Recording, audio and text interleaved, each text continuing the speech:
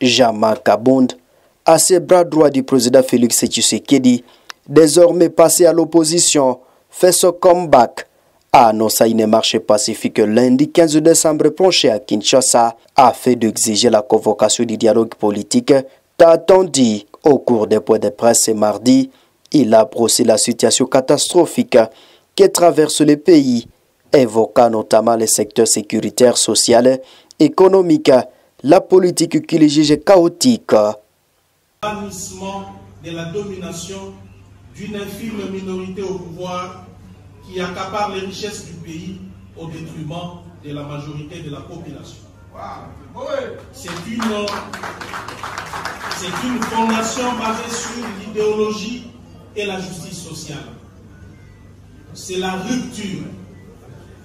C'est le combat pour l'instauration d'un nouveau système à visage social de la gauche.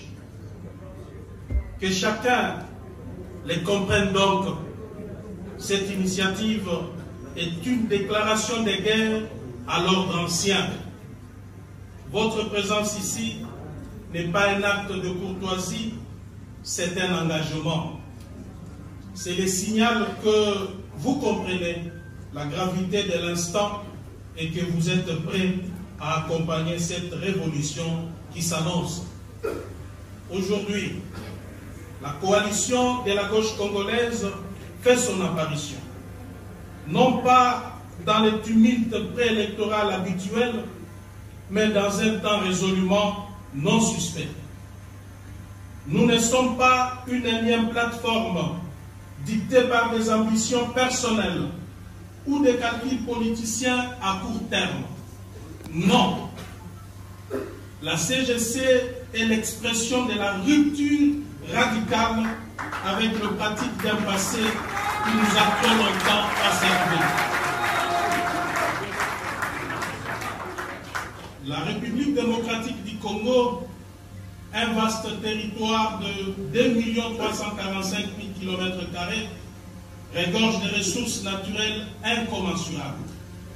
Avec plus de 80 millions de terres arables, elle se positionne comme le deuxième pays au monde en termes de terres cultivables, juste après le Brésil.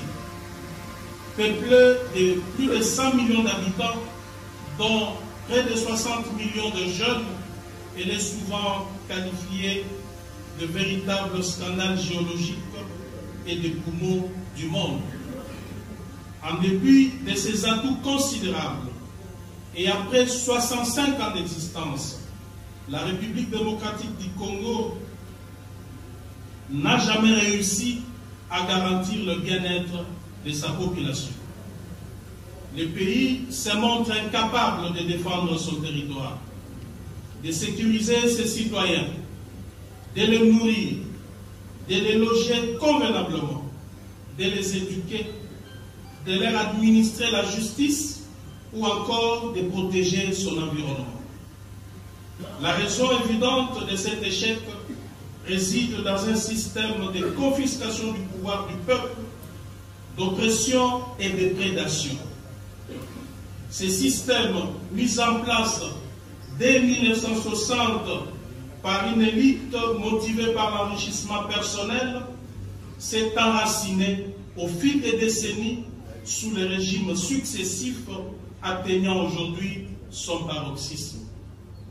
En effet, depuis son indépendance, la République démocratique du Congo a été maintenue dans une instabilité multiforme et permanente causée ou entretenue par sa minuscule élite politique. Depuis son indépendance, la République démocratique du Congo a été plongée dans un cycle interrompu de crises profondes et multidimensionnelles. L'ambition nationale a été systématiquement sapée par un système de gouvernance prédateur, un modèle érigé dès les premières heures de la souveraineté et scrupuleusement suivi par tous les régimes qui se sont succédés.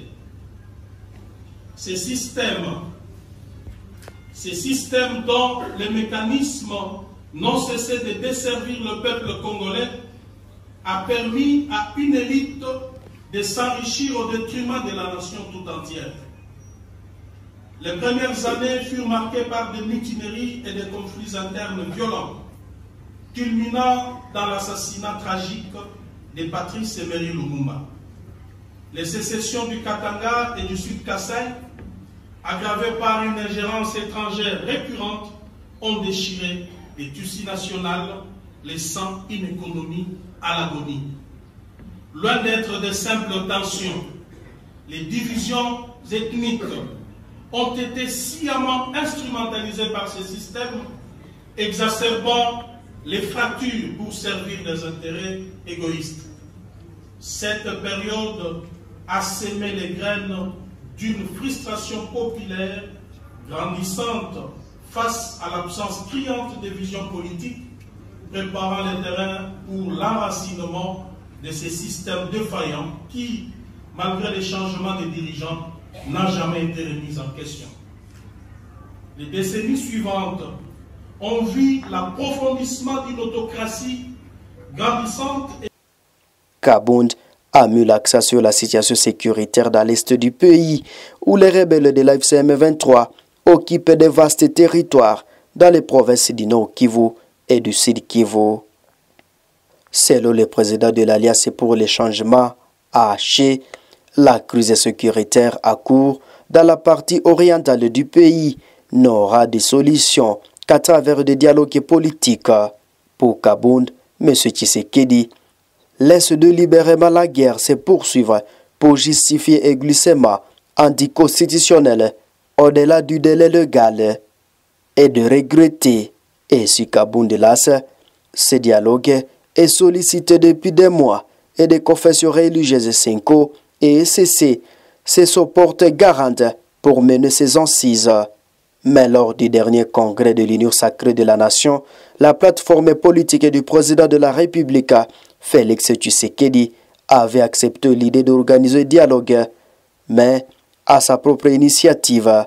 Devant la diaspora belge, récemment, le chef de l'État a rejeté un dialogue incluant des représentants liés à l'agression que subit ce pays, affirmant qu'il n'acceptera jamais de négocier avec des émissaires des agresseurs.